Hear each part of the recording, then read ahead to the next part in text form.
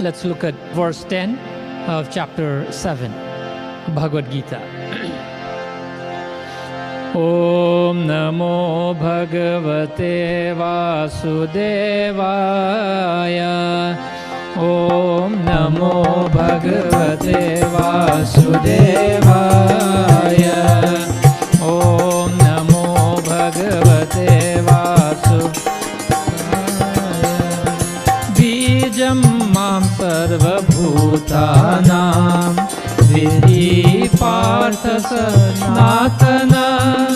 Bijam Mam Sarva Bhutanam Vidhi Partha Sanatanam. Buddhi Buddhi Matamasmi. Tejas Tejasvinamaha. Tejas Tejasvinamaha. Om Namo Bhagavate Vasudevaya. Om Namo Bhagavate Vasudevaya. Om Namo Bhagavate Vasudevaya. Vrindavan Bihari Lal Ki Jai. Bijamam Sarva Bhutanam, O Arjun, that I am the eternal seed of all beings. I am the intellect of the intelligent, and I am the splendor of the glorious. And so Kandhaya, Bhagavan Sri Krishna is saying in Bhagavad Gita, Bijamam Sarva Bhutanam, that I am the cause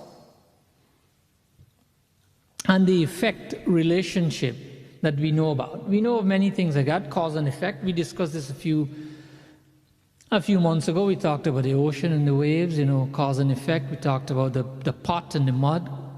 We talked about gold and jewelry, the gold being the cause and the effect is jewelry. So here, bijam means seed, S-E-E-D.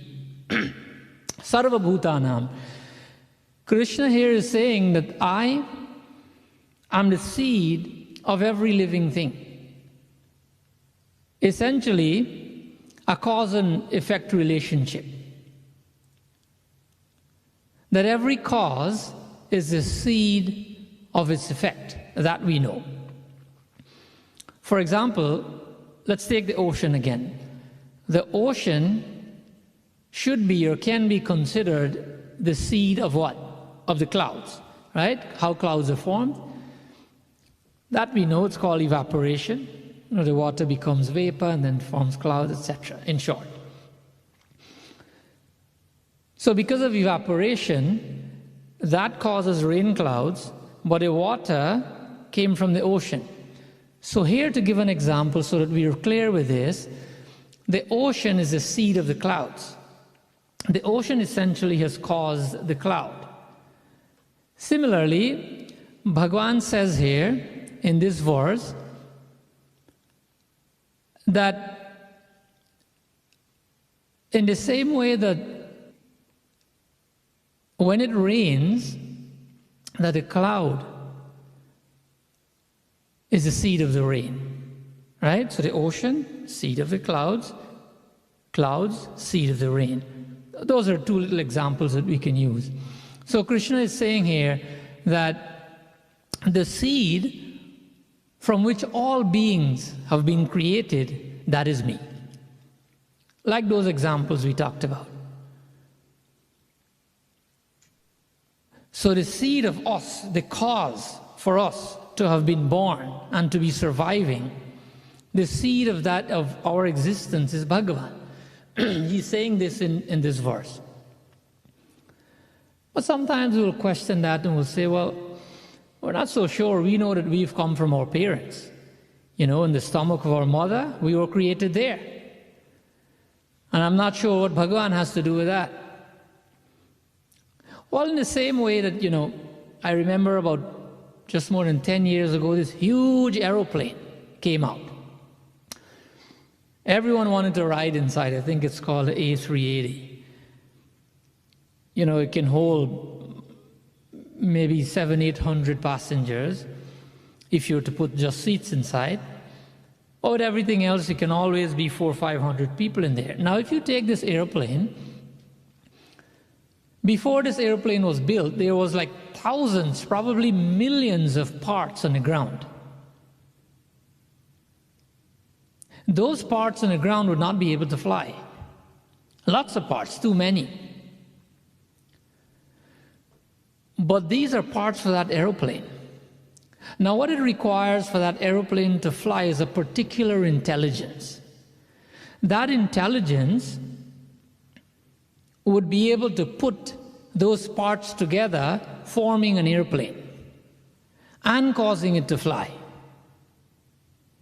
So in the same way, when we're created in our mother's stomach, scientifically we might credit this to, obstetrics and all the other names, gynecology, etc., etc.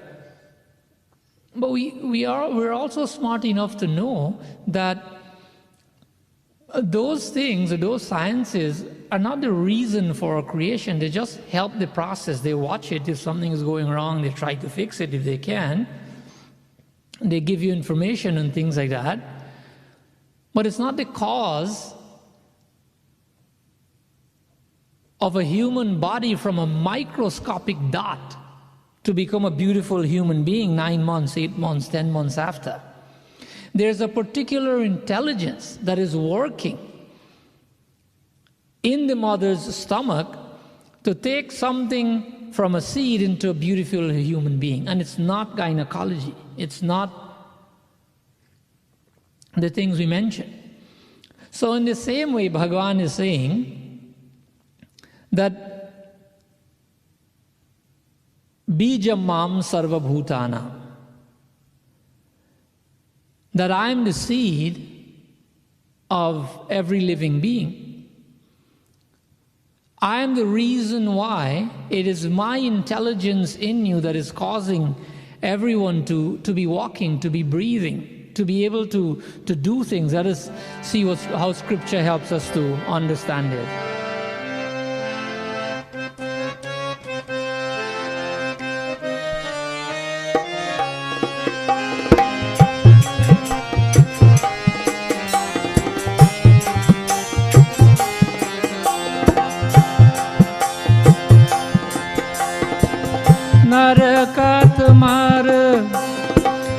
नर मर कत इव सब ही न छावत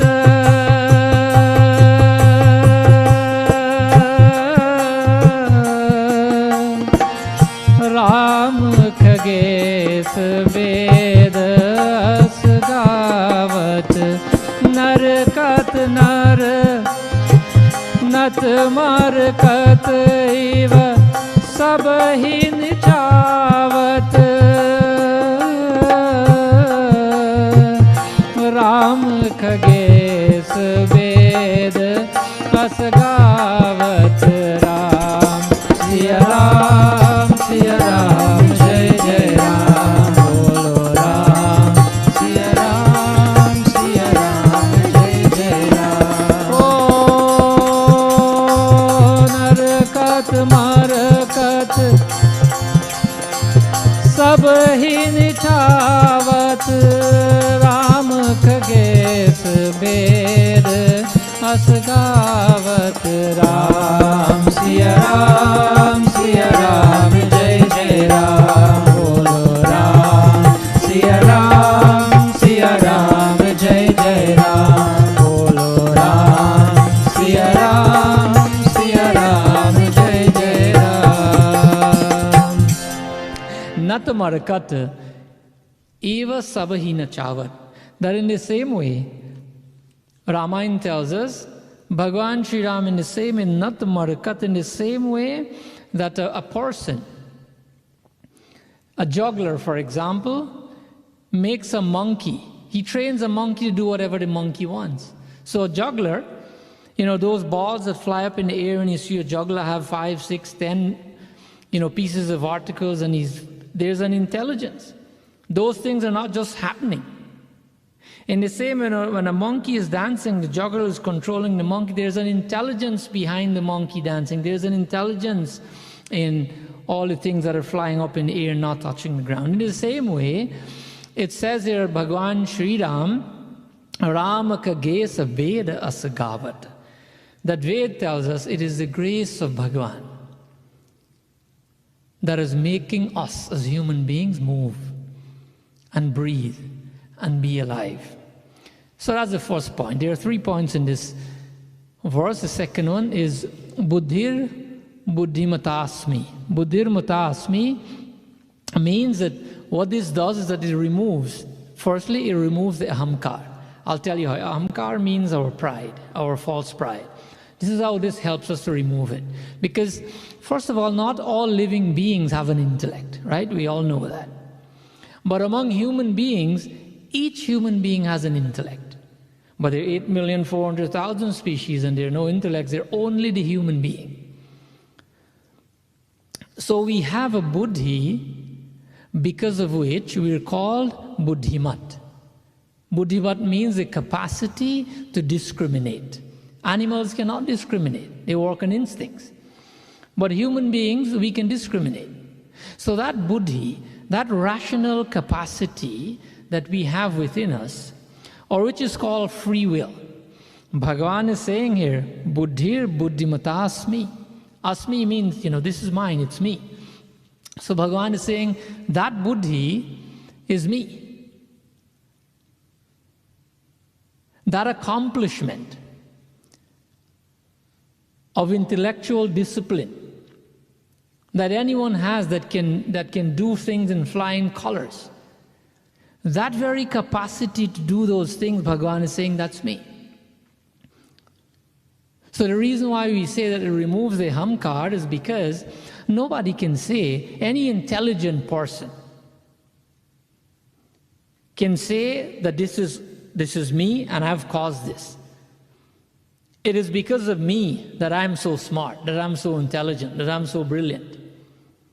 No, you had no contribution to it when you came into this world with a brain. You can develop it to become stronger, that's a thing.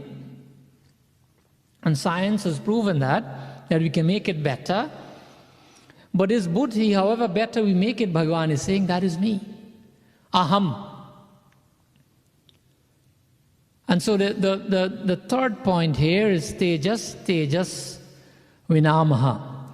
Tejas vinamaha means the brilliance, tej. This is the third and final point of this verse. The tej here, the brilliance that one shows in his life and in his activities, Bhagavan is saying that too is me. Because everybody is a buddhimat. Buddhimat meaning we all have an intellect. But a person who makes a greater effort is the one who becomes brilliant or more brilliant. If you sit nowadays, this term is even used for the brains. My nephew was telling me one day, even for the brains, they say if you don't use it, you lose it. That is true. If you use it, if you keep doing things, now science has also proven that when it comes to Alzheimer's and all these things, that the people who use their brains constantly, and the example given is like school professors, that those people don't generally have Alzheimer's. Why? Because they keep using their brains every day. If you don't use it, you lose it, and then there are bad after effects. So Bhagavan is saying here that intelligence, that brilliance within you, that's me. So a person who makes greater effort becomes brilliant, becomes more educated. The brilliance that he is able to tap within himself. You think you can't do something, and then you really work hard and you think about it really hard, and all of a sudden you're able to do it. These days they call it, I didn't know to do it, but I just Googled it. You Google it. You're tapping deeper into this ability that you have, that Bhagavan, that radiance, that light that sits within you when you try to figure stuff out. Bhagavan is saying that it is a given that some people, some people are more intelligent and more brilliant than others in their ideas. And so the only explanation for something like that, the only explanation why this can be, is that everything is God's energy. He's saying, Bijam Mam Sarva Bhutanam, Ramayana, Bhagavad Gita, all saying the same thing. That those qualities, the outstanding qualities visible in any such person, is due to God's grace, because He's saying, I am that person, I am that power within you. He's that subtle force behind the intelligent and the glorious. This is why we said in the beginning that we cannot claim that, give ourselves full credit for how smart we are. However, if we work harder, we'll get smarter. That's a given. But some people are just on the fly, as they say. Like Shakespeare in literature, Mozart in music, Einstein in science, Bill Gates or Steve Jobs in information technology or communication technology, Rabindranath Tagore or Tulsidaas in poetry. These are standout people who are so brilliant, who have left indelible impressions in this world for us so that we can follow. But this is what Bhagavan says about that in this Doha.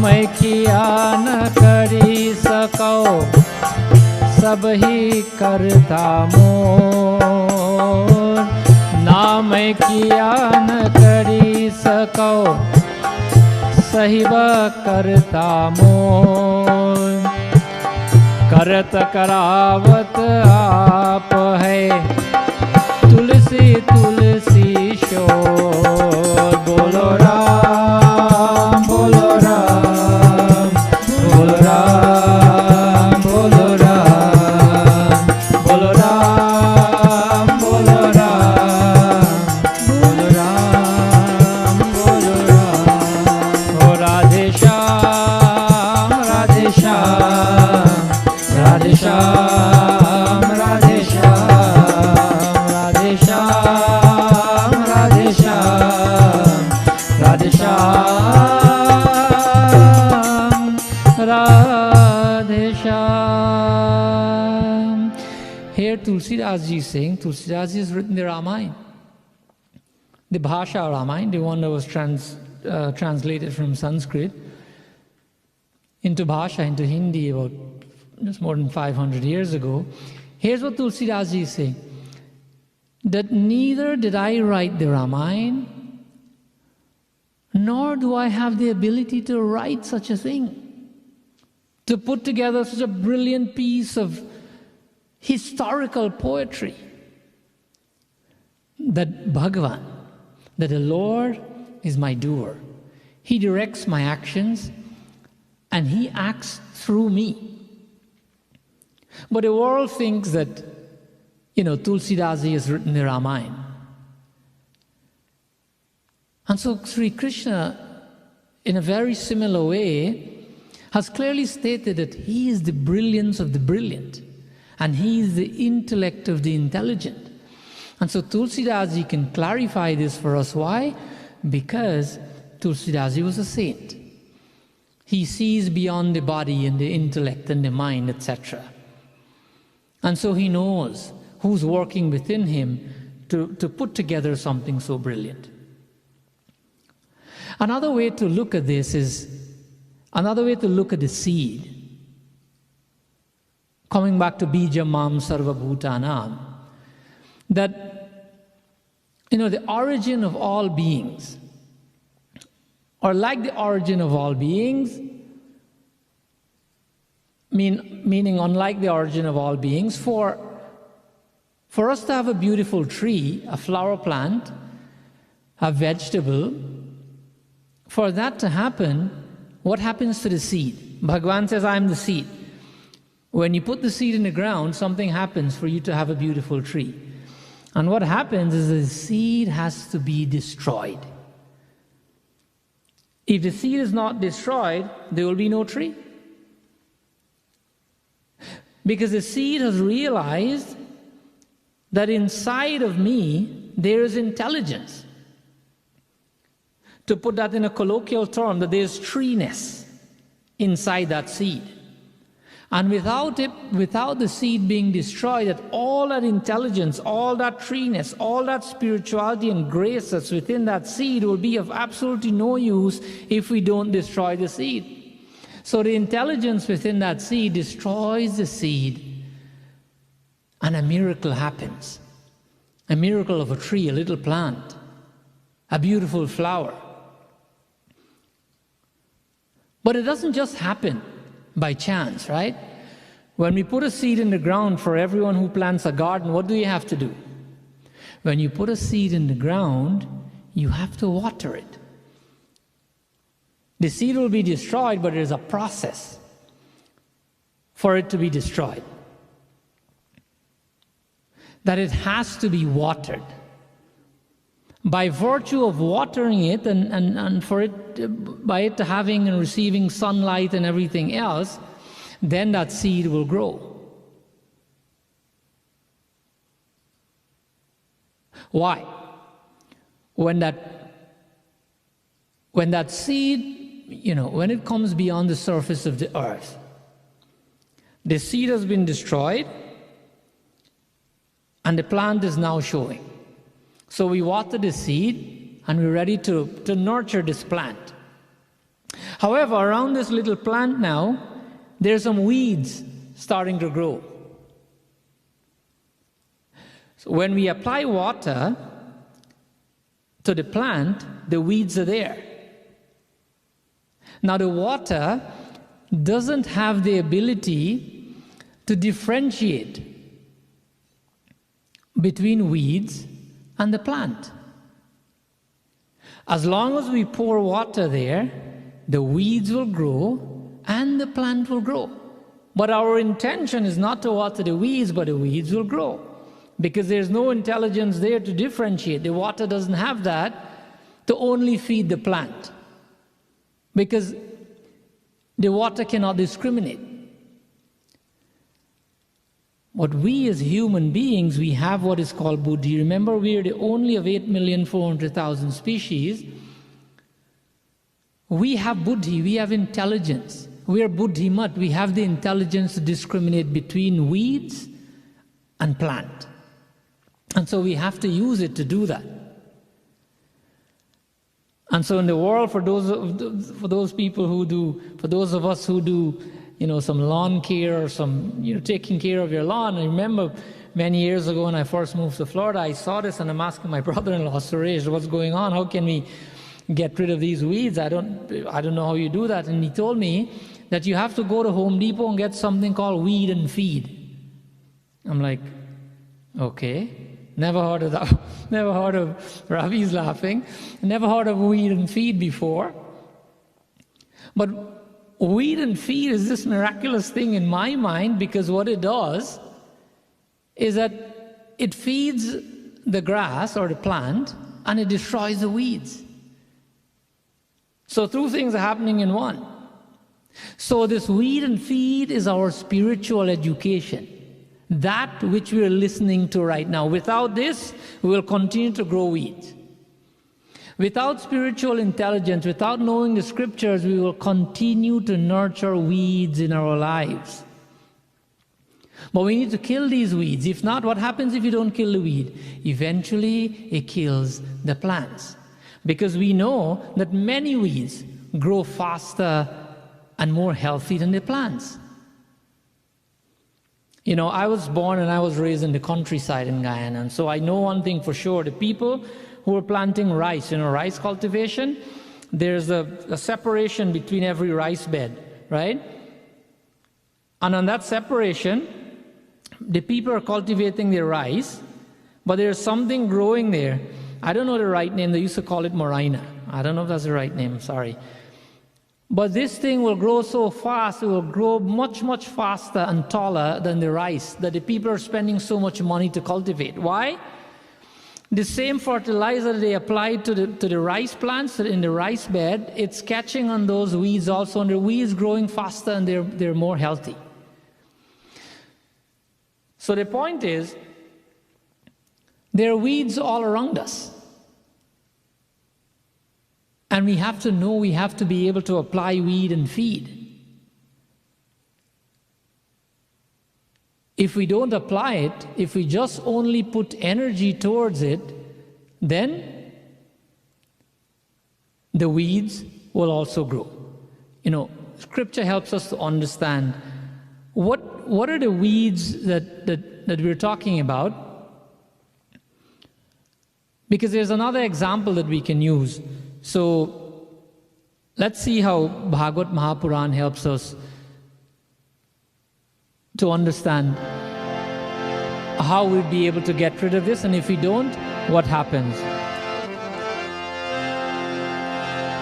Sri Krishna Govinda Hare Murari He Nath Narayan Vasudeva Sri Krishna Govinda Hare Murari He Nath Narayan Vasudeva Sri Krishna Govinda Hare Murari He Nath Narayan Vasudeva Sri Krishna Govinda Hare Murari He Nath Narayan Vasudeva He Nath Narayan Vasudeva He Nath Narayan Vasudeva He Nath Narayan Vasudeva He Nath Narayan Vasudeva Sri Krishna Govinda Hare Murari He Nath Narayan Vasudeva Sri Krishna Govinda Hare Murari He Nath Narayan Vasudeva Yata Taror Mula Nishechanena Tripyanti Tatskandabhujopashakha Pranopaharasya Yatendriyanam Tathaiva Sarvanamuchyoteja Sri Krishna Govinda Hare Murari He Nath Narayan Vasudeva Sri Krishna Govinda Hare Murari He Nath Narayan Vasudeva He Nath Narayan Vasudeva He Nath Narayan Vasudeva. Here Bhagavad Mahapuran in the 4th canto, 31st chapter, 14th verse is saying that when we pour water on the root of a tree, what does it do? It energizes the trunk, the branches, the leaves, the fruits, the flowers, and everything. Or the other example that is given in this verse, that when we, tripyanti, that when we eat food as human beings, what does it do? We need vitamins A, B, C, D, all the numbers and all the letters, but we don't eat separate food at a different time. We eat food that has all these vitamins, in it, and the body does the rest. It creates blood and cells and marrow and everything else. We don't have to tell the body what to do, just feed it with all the right nutrients. In the same way that water cannot differentiate between weed and seed, where we put our energy, that thing will be fed. What do I mean by that? I mean that if you put your energy or your awareness, right? Where awareness goes, the quote is that where awareness goes, energy flows. So if you put your awareness on anything, that is where energy will go, and that thing will grow. Because like the water, energy cannot differentiate between that which is good and that which is not good for you. Energy will do what energy does, and on top of that, we have finite amount of energy. We don't have an infinite amount of energy. You do things during the day and you get tired. You have to rest. Why? Because you're out of energy. So in the same way, if we put our energy where, to the hate that we have within us, or the doubts that we have within us, or criticism, or condemnation, or gossiping habit, etc., etc. If you put your energy into those things, those habits will grow. Because energy cannot differentiate which is a good habit and which is a bad habit, just like water. But if we place our energies, meaning our thought process, on that which is good, meaning respect and compassion and gratitude and selflessness and learning and devotional practices, essentially spirituality. If we place our energy every day on those beautiful sattvic qualities, those will grow. It is what we put our energy in that will grow, because energy cannot discriminate. So anything you think about, any one of those bad habits, you'll become better and better and better. Today I hate one person, tomorrow you will hate 10 people. Because you're giving energy to hate. If you're doubtful of one thing today, you're doubtful of God in one name, tomorrow you'll doubt all forms of God. If you're critical of one thing, you'll be critical of everything else, because you're giving energy to that, to the criticism within you. Remember, Bhagavan says, Bijam mam sarva bhutanam, I am the brilliance within you I've given you buddhi for you to discriminate. We cannot only put energy in something without discriminating whether it is right for you or wrong for you. But here's what many of us will say. We've all had some kind of experience in life before. If you're sitting with me now, I'm saying this, you will say, look,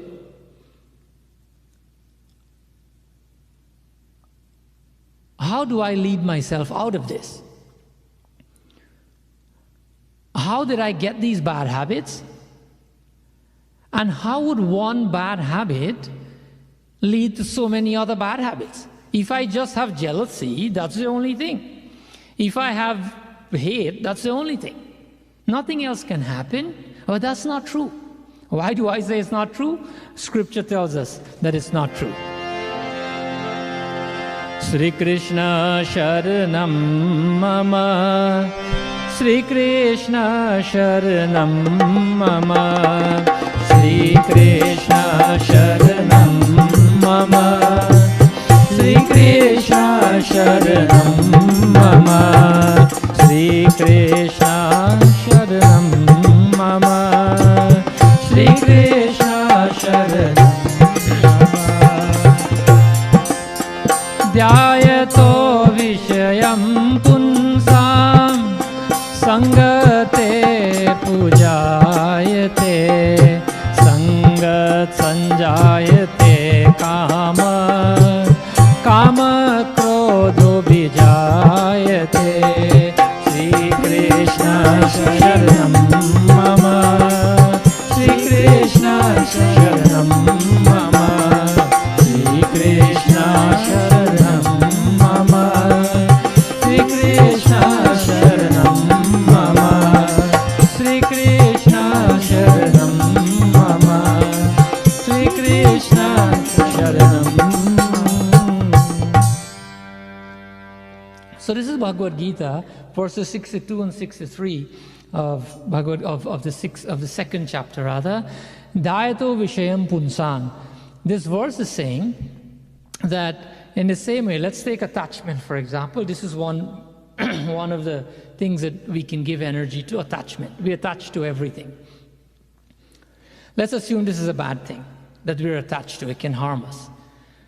If it is not accomplished, if it is accomplished, if a desire is accomplished, it leads to greed for more. If it is not accomplished, it leads to what? To anger. That is just a plain old fact. So here this verse is reminding us that attachment leads to desire. Desire leads to anger. Anger leads to the clouding of your judgment, because you can't think properly when you're angry. And the clouding of the judgment results in confusion of the memory. You can't think straight, you're confused. When the memory is bewildered, when you're confused, the intellect gets destroyed because you're not using it. Remember, you don't use it, you what? You lose it. So when you're angry, when you're bewildered, coming from attachment, you can't think straight, so the intellect gets destroyed. And this is scriptural, this is not my assumption. When the intellect gets destroyed, what happened? A person is ruined completely. If your intellect gets destroyed, what do we call that in common lingo? We know the word. A crazy guy. He's mad. He doesn't know to use his intellect. He's only fit for the mental asylum. That's when the intellect gets destroyed. That is what happens to us. And the root of it was anger. And it leads to all these different things. So coming back to the point, whatever we nurture will grow. And here Scripture is telling us, if you nurture one of these adharmic or tamasic qualities, they will all show up in our lives. When they show up, they will destroy us. So nurturing one weed is good enough to do the job. One weed. You nurture one weed, all of a sudden, the whole field is filled with weeds. In the same way, nurture anyone. Jealousy, pride, anger, anything. And the rest of us, the rest of them will show up uninvited. Not only show up, they will do their work to the best of their ability. They will do what they do best, which is destroy you. Is that really the case? One thing can destroy us, one bad quality? Let's take this example before we close. of one bad quality. Let's take a deer, for example. A deer is such a beautiful animal, but it has a weakness. And a weakness is sound, right? You ever go into the forest or to the safari or something and look at a deer, see how he's watching, he's moving its head, he's listening what's going on. He hears a noise from very far. That is why it's so difficult to catch a deer. He hears the slightest noise. So its weakness is sound. However, even though it hears the slightest noise, there's a particular kind of noise that you can play and it will attract the deer. So the hunter plays a very melodious sound, and the deer is drawn to that sound, and what happens to it? It gets shot. It's dead. Because of one weakness, a weakness to sound. A fish, it has a weakness, one weakness, and that is taste. It sees a little worm wiggling in the water like that, and it cannot resist. The fish doesn't know that that's a fisherman with a hook in the water with a little worm at the end of the hook. The fish sees a little worm wiggling there, and so it figures out that's a good taste to have, and it swims up to it, he bites it, and what happens to it? It's finished. Its life comes to an end. An insect, its weakness is a sense of sight. It sees something bright and it wants to fly towards it. You ever look at the light, the lamppost outside in the night and see how many flies are going around there? How many insects are swimming? Thousands they're flying around it. Why? They're attracted by the light. People bring a particular type of light in their house to attract the bugs to kill them because they're attracted to that light. So an insect is attracted to that light, it flies towards it, and this time it's fire. It flies straight into the fire and life comes to an end. Or it flies too close up to that light, which is very hot, and it lands on it and it fries to death. The very powerful elephant, its weakness is a sense of touch. So it's not easy to subdue an elephant. So the hunter puts a she-elephant in a hole. And the elephant follows that she-elephant because its weakness is touch from the other elephant. It gets into this dungeon and will follow the other elephant into the dungeon, and it gets trapped. The elephant's life comes to an end. And the final one is a beautiful story in scripture, but I'll just mention it, not reading the story. A bee. A bee is attracted to smell. You know the hummingbees? You know the bees that pollinate? They go and they get honey from the flower. So this bee went to the lotus flower. It wants to go there for its nectar. And it's enjoying the nectar. And night is coming. And the bee says, there's so much enjoyment here that I don't want to leave right now. But when the night comes, the lotus flower would what? It will close, right? And the bee realized that the flower will close and it would not be able to escape. But it's enjoying the nectar. But he says to himself that, I will stay right here, enjoy this nectar all night. I'll wait until tomorrow, and when this flower opens again, by then I'll have so much fun. When the flower opens, I'll just fly away. So the bee had a plan. And it waited. The lotus closed. And it's enjoying the nectar. In the evening, an elephant came, and it plucks that same lotus flower and pulls it into its mouth. What happens to the bee? All its dreams for tomorrow just came to an end abruptly. For one weakness, the weakness of smell. And so the bee did not want to give up. It fell prey to one weakness. We as human beings, we have so many. Kam, Krodh, Moh, Lobha, Hamkar. If we feed anyone, all of them will show up and will be destroyed. So what we have to do? We have to use Bijam Mam Sarva Bhutanam, this divinity within us, to not feed that which is harmful to us. Because if we feed them, they'll never be satiated. It will be like pouring ghee into the fire. When you pour ghee in a cotton wool, what happens? It goes down almost like it looks like it would out, but then the fire gets bigger. So what we have to do is create an image of Bhagavan. Create an image of God that we can close our eyes and imagine. When we get into difficult situations, then we place our attention on that image. We place our energy, our awareness on that image, and it will help us to calm down. And when we do that, then we'll be able to blossom, because now we're doing two things in one. We're starving the weeds by thinking about Bhagavan, a form of Hanumanji, Shankar, Bhagavan, whatever form of God. And we're starving the urge to spew hate and criticism and doubt, etc. We're thinking of Bhagavan, so we'll grow spiritually, the plant will grow while we're killing the weed. This is how we use the weed and feed in our lives. Create an image of Bhagavan. So some people would say that, listen, I understand everything you're saying. Maybe you'll even say it makes sense. I'm not saying that. Maybe someone will say that listening, that look, it makes sense. I get it. But I practice these things all the time. And I still get trouble.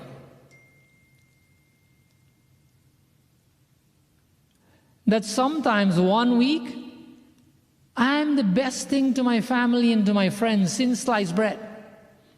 I've been the best thing for so many years. And I've done nothing differently. I'm not living a different life. I'm just doing all the things I have always been doing. And one day I showed up and I've become the worst thing since Ravan. From the best thing since sliced bread to the worst thing since Ravan, and you have not done anything different. So you go like, why should I practice this? It's not helping. I do nothing different and I get trouble. So what is the remedy? The remedy here in closing is that when this happens to you, people say they sit and they plot. All you have to do is say something that is not necessarily wrong, but something that is not appreciated by them, or something that is not working in their best self-interest. You don't have to do anything wrong.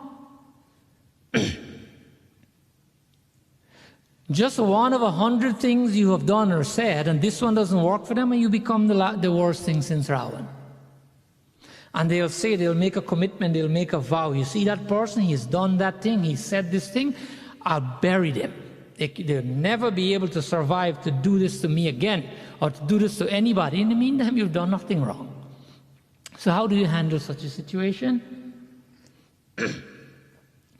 Going back to the verse, when such a situation arises in your life and people bury you, we use this term very loosely, I'll bury him or her. When they bury you, become a seed. Remember the seed we talked about? Become a seed. When you put a seed under the ground, it's not getting to see the beautiful sunlight and the beauty of the world. It's sunken into the earth, and there's snow, and there's heat, and there's too much water, or there's too little water. There's people walking on top of it, all kinds of things happening to it. What does the seed do? The seed becomes a beautiful plant. It doesn't care about what's happening externally. It focuses on what it does best. It focuses on becoming a plant, and from that plant, it becomes one of these huge trees that we see in Florida here or wherever we live. A big peepal tree. All of a sudden, you can take shade under that tree. The same people that try to bury you will be able to help. How? Because you lead by example. You'd lead them by doing the right thing, not by taking on and feeding and giving energy to criticism, but focusing on being a seed, becoming this tree that gives shade to others and gives fruits to others and beautifying the place.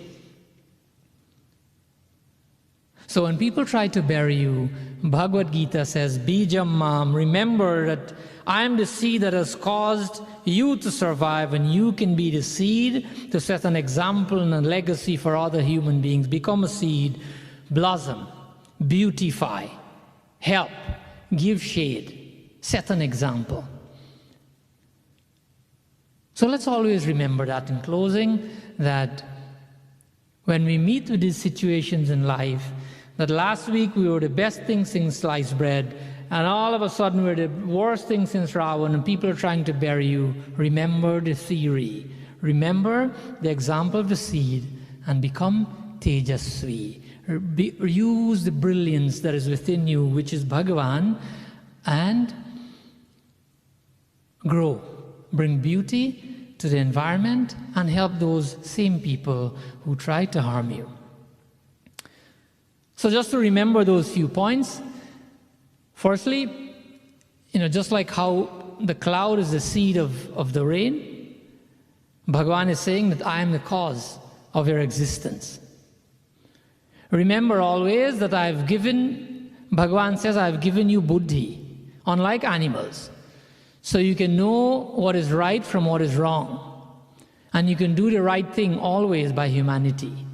If you do so, you'll be able to attain me. Remember that Bhagavan says that the smarts that you enjoy is my brilliance, being evident in your activities. And the harder you apply yourself, the better you'll become.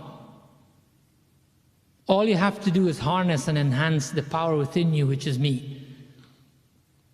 remember that in the same way that water cannot differentiate between weeds and plants, energy cannot differentiate between good and bad habits. Either will grow. Whichever one you give energy to, it will grow. And it will lead to the embellishment of that particular mindset. Just like the very powerful elephant, when it leads to the growth of that mindset, all the other negative traits will grow as well. But one is enough to cause our destruction, feeding one of them. Like the powerful elephant, just one, its weakness to touch, and it was trapped by just one person. It didn't have to defeat it any other way. So we need to always remember those points and work hard at what we want to achieve. Let us stay humble and remember Bhagavan within us, and we'll be able to excel at everything we do, because we'll be able to exhibit God's brilliance within us equally. So there's a lot more to this verse, but we'll bring our katha to an end here today. Before we go into meditation, let us do a small bhajan as we usually do. It's a familiar bhajan, so I hope we can all group our voices together. Just give me a second here to find it.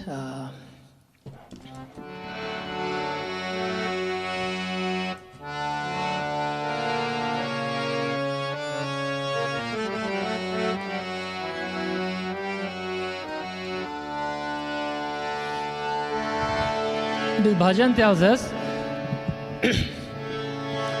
Tan tambura taraman adbyut hai saaz, Hari ke kar se baj raha, Hari ki hai awaaz.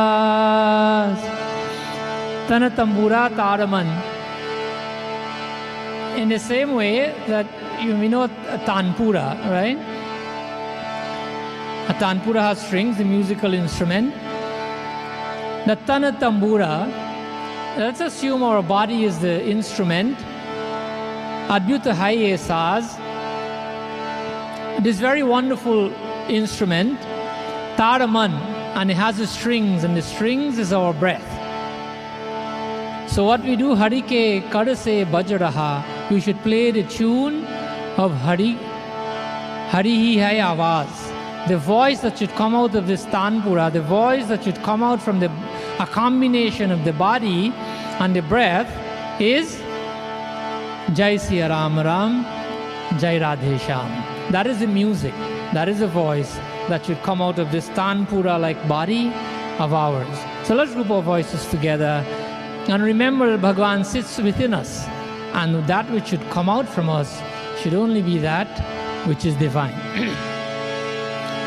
Tana tambura taraman adbyut hai saaz, Hari ke kar se baj raha, Hari ki hai awaaz. Tan ke tambure mai do, Tan ke tambure mai do, Saason ki taar bole, Jai Siya Ram Ram, Jai Radhe Shyam Shyam, Jai Siya Ram Ram, Jai Radhe Shyam Shyam. Tan ke tambure mai do, Tan ke tambure mai do, Saason ki taar bole, Jai Siya Ram Ram, Jai Radhe Shyam Shyam, Jai Siya Ram Ram, Jai Radhe Shyam Shyam.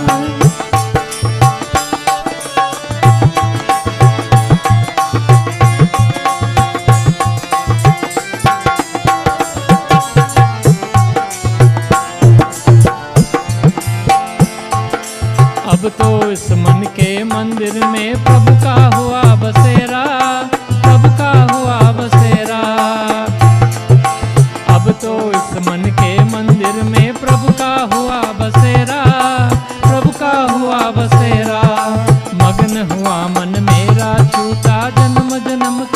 तेरा, जन्म जन्म का तेरा। मगन हुआ मन मेरा छूटा जन्म जन्म का तेरा, जन्म जन्म का तेरा। मन की मुरलिया रे हो,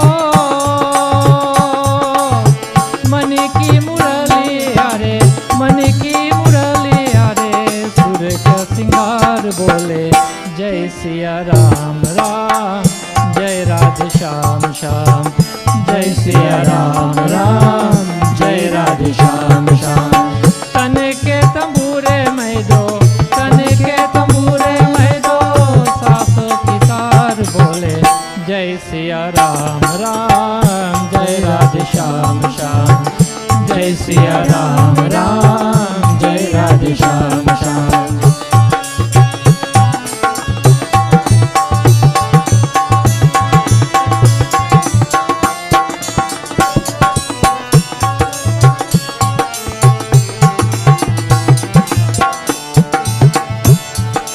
लगन लगी लीला सारी से, लगन लगी लीला धारी से। जगीर जगमग ज्योति, जगीर जगमग ज्योति। राम नाम का हीरा पाया, श्याम नाम का मोती, श्याम नाम का मोती। लगन लगी लीला धारी से, जगीर जगमग ज्योति, जगीर जगमग ज्योति। राम नाम का हीरा पाया, श्याम नाम का मोती, जगीर जगमग ज्योति। प्यासी दो अखियों में हो, प्यासी दो अखियों में, प्यासी दो अखियों में। आंसू के धार बोले जय सिया राम राम, जय राधे श्याम श्याम। जय सिया राम राम, जय राधे श्याम श्याम। तन की तंबूरे में दो, तन की तंबूरे में दो, सासों की तार बोले जय सिया राम राम, जय राधे श्याम श्याम। जय सिया राम राम,